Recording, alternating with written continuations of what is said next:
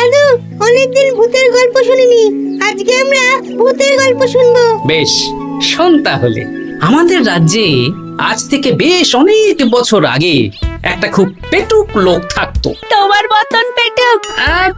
বলতে পারিস, কিন্তু ওর গিন্নি ওকে ভালো মতো খেতে দিত না। তাই একদিন না খেয়ে খেয়ে অক্কা পায় আর ভূত হয়ে এদিক সেদিক ঘুরতে থাকে। তারপর কি হলো দাদু? তারপর তো সে এক মজার ব্যাপার। ভূতকে ওর গিন্নি চোখে দেখতে পেত না, তাই সেই পেটুক ভূত কিছুদিন পর থেকে গিন্নির উপর হুজ্জুতি শুরু করলো। কিরকম হুজ্জুতি দাদু? গিন্নি যা রান্না করতো সব চুরি করে খেয়ে নিত। এই এসব উল্টো পাল্টা কথা বলে আমাকে ভয় দেখাতে পারবে না। হ্যাঁ, এই যে তোরা চটপট খেয়ে নে, নইলে তোদের দাদু আবার ভাগ বসাবে রে। খা। আচ্ছা দিদা। এই শোনো না, তুমি আমার জন্যেও আরো কয়েকটা বেগুনি ভাজো। হ্যাঁ, এই তো একটু আগে 4টে বেগুনি আর 1 বাটি মুড়ি দিলাম। হ্যাঁ, আরে সেগুলো তো পেটের কোন কোনায় হারিয়ে গেছে গিন্নি। তুমি ভাবো আমিও হারিয়ে গেছি? বেশি খিদে পেলে নিজে রান্না করে খাও। আর সে তুমি না থাকলে আমি রান্না করেই খেতাম। দিদা, দাদু কিন্তু তোমাকে চলে যেতে বললো। কি বললে? আমি চলে যাব? আরে তাহলে তাই হবে। এই গুলটে, তুই এসব কি বলছিস বলতো? গুছিয়ে বিদায় নিচ্ছি। আরে আরে আরে, কোথায় চলে যেতে বললাম গিন্নি? হয়েছি আর না, আজকেই আমি বাপের বাড়ি চলে যাব। হ্যাঁ, এই দেখো, আমি কোথায় চলে যেতে বললাম? তোমার মনের কথা আমি বুঝে গেছি। এই দেখো, থাকবো না এই পোড়ার মুখ সংসারে। যা। লক্ষ্মী সোনা রাগ করেছে। হাওয়া গরম আছে, চল এখান থেকে বেগুনি নিয়ে এখন কেটে পড়ি। আরে সামান্য ব্যাপারে রাগ করার কি আছে বলো তো? এবার নিজের সংসার নিয়ে নিজে থাকো। সারাদিন শুধু খাই খাই আর খাই খাই। নাও এবার ঠেলা সামলাও। ভুল করেও আমাকে বাপের বাড়িতে ডাকতে যাবে না বলে দিচ্ছি। যদি যাও তাহলে আমার থেকে খারাপ কেউ হবে না, এই বলে দিলাম। ওগো, তুমি আমায় ছেড়ে চলে গেলে গো। এবার আমি কার কাছে বায়না করবো গো?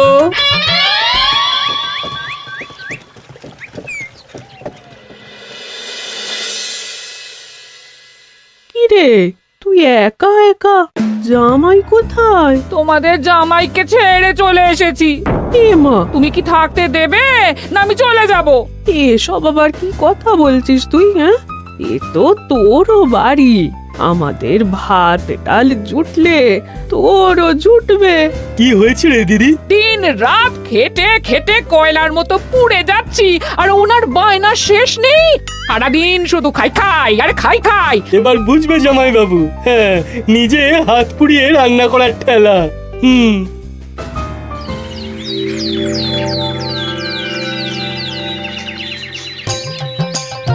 গোপাল দাদা, ও গোপাল দাদা, ও গোপাল দাদা, গোপাল দাদা, এ দরজা খোলো, মহারাজ ডাকছেন।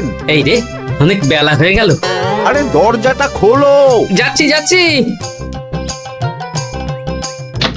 আরে আজকে তো গ্রামের সেচ প্রকল্প নিয়ে আলোচনা আছে, মহারাজ তাই তোমাকে ডাকছেন। মুখ হাত ধুয়ে যাচ্ছি।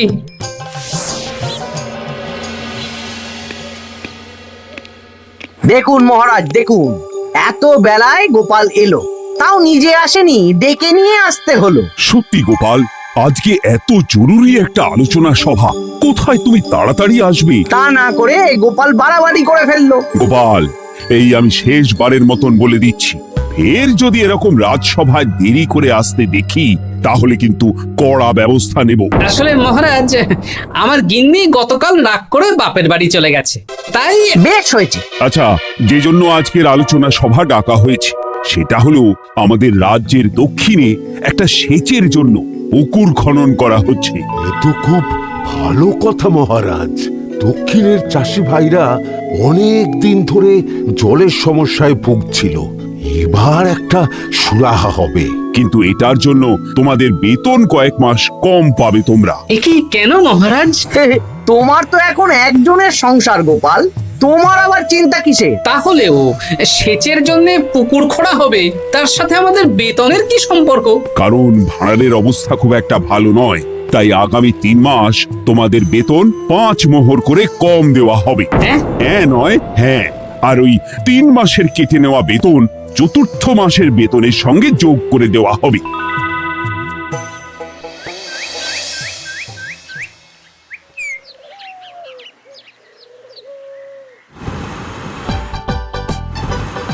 কি দাদু, এ তোমার চোখ মুখের কি অবস্থা?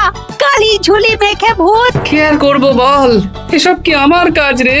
কালকে ভূতের গল্প শোনাচ্ছিলে, আজকে নিজেই ভূত সেজে বসে আছো।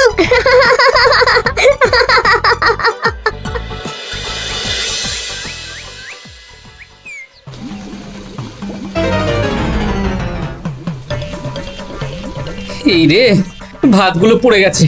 দূর দূর দূর, এভাবে হয় নাকি? না, এবার থেকে ভোজনালয় থেকেই খাবার খেতে হবে। একার জন্য কে আবার রান্না করে? দূর দূর। কি গোপাল দাদা, তুমিও আমার মতন ভোজনালয়ে খাচ্ছ? আমার না হয় বাড়িতে রান্না করার কেউ নেই। আমারও নেই, যে ছিল সে ছেড়ে চলে গেছে।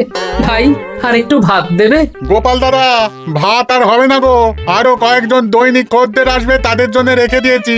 তাহলে কি আর করা যাবে? একটু একটু ওই তরকারি একটা শাল পাতায় মুড়ে দে, বাড়িতে গিয়ে মুড়ি দিয়ে খাবো। আচ্ছা, তা দিচ্ছি। তুমি খাওয়া হয়ে গেলে হাত মুখ ধুয়ে নাও। আচ্ছা গোপাল দাদা, গিন্নিমা চলিয়ে গেল কেন? সে তোর গিন্নিমাকে গিয়ে জিজ্ঞেস কর। সে তো জিজ্ঞেস করতেই হবে, তোমার মতো একটা ভালো মানুষকে ছেড়ে চলিয়ে গেছে।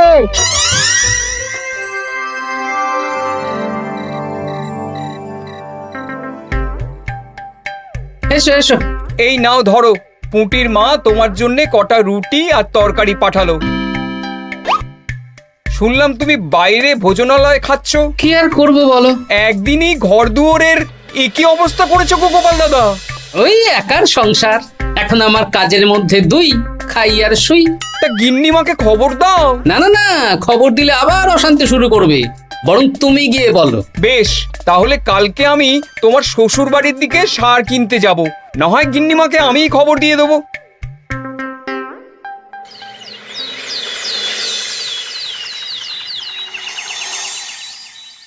বাড়ি ঘর অগোছালো, তাতে আমি কি করতে পারি? হ্যাঁ, এখন আমি আর ওই বাড়িতে থাকি না। হ্যাঁ, শুধু তাই না, গোপাল দাদা বাইরে ভোজনালয়ে তেল মশলা দেওয়া উল্টো পাল্টা খাবার খাচ্ছে গো। থাক, আমাকে এসব কথা শোনাতে আসবে না পুটির বাবা।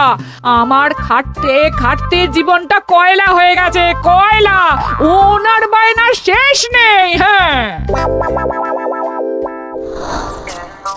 বুঝলে গোপাল দাদা, আমি গিন্নিমাকে অনেক করে বোঝালাম, কিন্তু কিছুতেই কোনো কথা শুনলো না। বেশ, শুনতে হবে না। এরকম বললে হয় নাকি? চারিদিকে ঘর দুয়ার অগোছালো, খাবারের থালা বাসন এদিক ওদিক ছড়িয়ে ছিটিয়ে আছে। ওরে বাবারে, ইঁদুরেও আস্তানা করেছে। যা হচ্ছে হোক।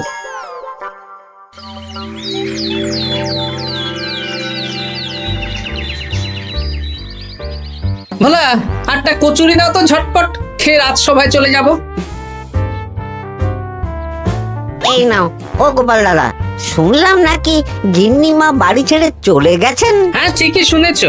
তাই বাইরের খাবার খেয়ে কতদিন কাটাবে?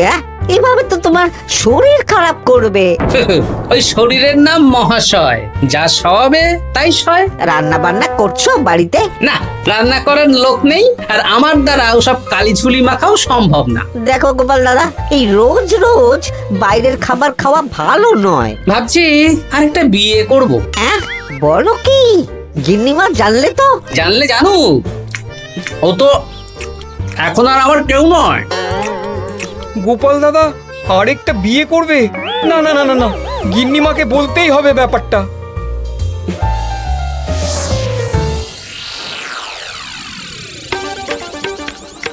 গিন্নিমা, তুমি আবার এসেছো পুটির বাবা। সর্বনাশ হয়ে গেছে। আবার কি সর্বনাশ? হ্যাঁ, বাড়ির চারিদিকে অগোছালো, ইঁদুর মশা মাছি ঘুরে বেড়াচ্ছে। আমি আর ওই বাড়িতে যাব না। গোপাল দাদাও সেই ব্যবস্থাই পাকাপাকি করতে চলেছে, আরেকটা বিয়ে করবে। কি বললে? জল জ্যান্ত বউ থাকতে আরেকটা বিয়ে? হ্যাঁ, আমি আজকেই যাব। ওর একদিন কি আমার একদিন? হ্যাঁ, আমি আজকেই যাব। এই দিদি, এক মুহূর্তে এরকম বদলে গেলি কেন? আবার আবার তো জামাইবাবু তোকে কাটাবে। তা বলে তোর জামাই বাবুটাই অন্য কারোর হয়ে যাবে? হ্যাঁ, আমি বেঁচে থাকতে আমি হতে দেব না। তাহলে দিদি আমিও যাব।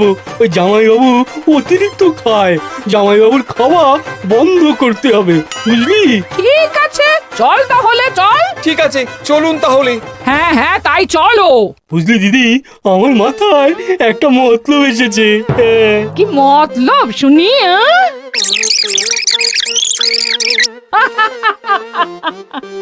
এই বেশ তো বেশ, এতে যদি তোর জামাই বাবুর অতিরিক্ত খাওয়া কমে তাহলে তো ভালোই কথা। হ্যাঁ, কিন্তু খুব সাবধান, গোপাল দাদার নজর কিন্তু বাজ পাখির নজর। তাহলে যাওয়ার পথে একটা সাজঘর হয়ে যেতে হবে। হ্যাঁ, তাড়াতাড়ি চলুন, রাতে মনে হয় ঝেঁপে বৃষ্টি হবে। কই গো, বলি কোথায় গেলে? এ কি, আমি তো বেশ ভালোই ছিলাম, তা তুমি আবার ফিরে এলে কেন? আমি বেঁচে থাকতে তুমি আবার বিয়ে করবে? ওসব চলবে না। আমি এক সাধক বাবাকে নিয়ে এসেছি, তোমার সব ভীমরতি ইনি ছড়িয়ে দেবেন। হ্যাঁ, আজকে থেকে তোমার অতিরিক্ত খাওয়া দাওয়া বন্ধ করার দায়িত্ব এনার। যা বাবা,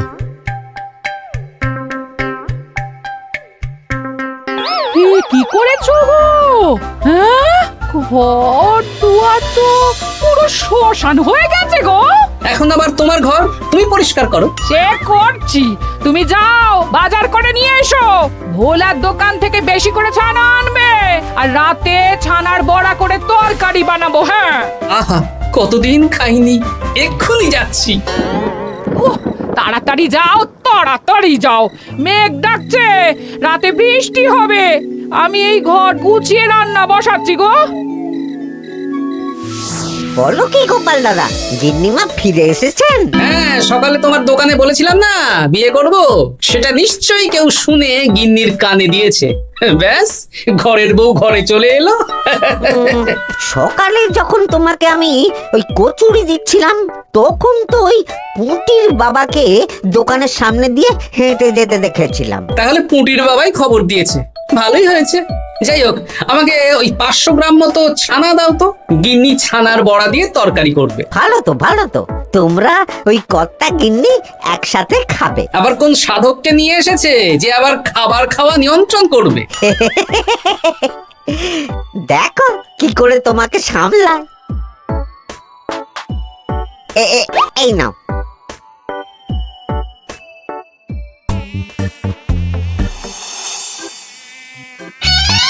দেখি গিন্নি, আমার জন্য 2টো বড়া আর ওনার জন্য এতগুলো?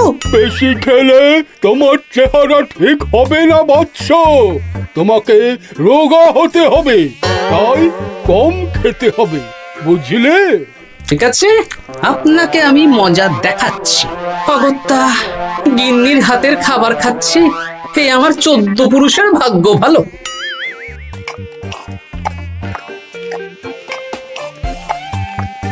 বাবা, আপনাকে আরেকটু তরকারি দিই বাবা? দে মা, দে। আমাকে দাও। একদম না, বলেছি না তোকে রোগা হতে হবে। হ্যাঁ, কি মশা রে তোদের বাড়িতে। আরে রে, নকল গুফ, মশা যাওয়ার আগে আপনাকে আমি তাড়াবো। এই কদিন চারদিকে সব ছড়িয়ে ছিটিয়ে নোংরা করেছে, মশা মাছি এত তাড়াতাড়ি যাবে না। হ্যাঁ, আমার খাওয়া হয়ে গেছে, আমি উঠলাম। আপনি ভালো করে খান, কেমন?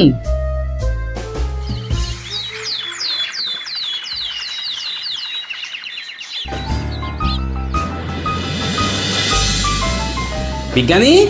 আরে গোপাল যে, কি ব্যাপার? একটা সাহায্য চাই বিজ্ঞানী। বলো বলো, আমি কি করতে পারি? কয়েক টুকরো বরফ বানিয়ে দিতে পারবে? তা পারবো, কিন্তু এখন হবে না। তুমি বরং সন্ধেবেলার পর নিয়ে যেও, কেমন? খুব উপকার করলে বিজ্ঞানী। আমি ওটা বিশেষ মোড়কে তোমায় দেব, যাতে গলে না যায়। ধন্যবাদ বিজ্ঞানী, এখন তাহলে আসি।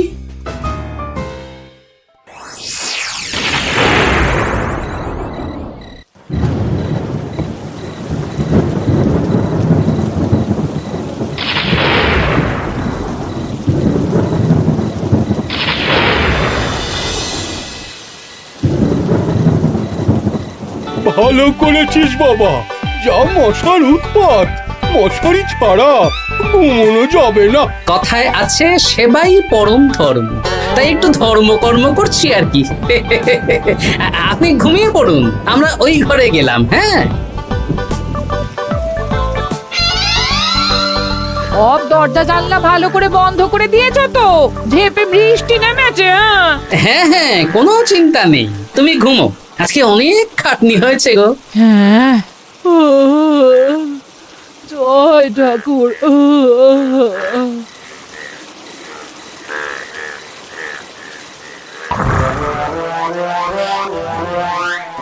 এই তো গিন্নিও ঘুমিয়েছে, এবার আসল কাজ শুরু হবে।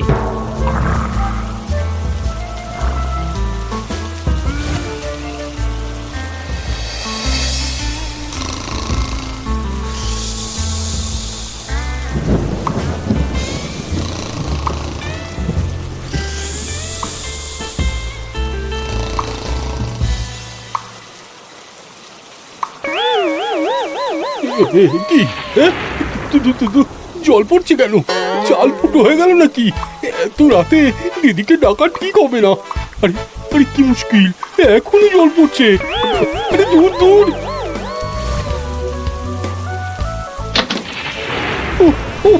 বাপরে বাপ।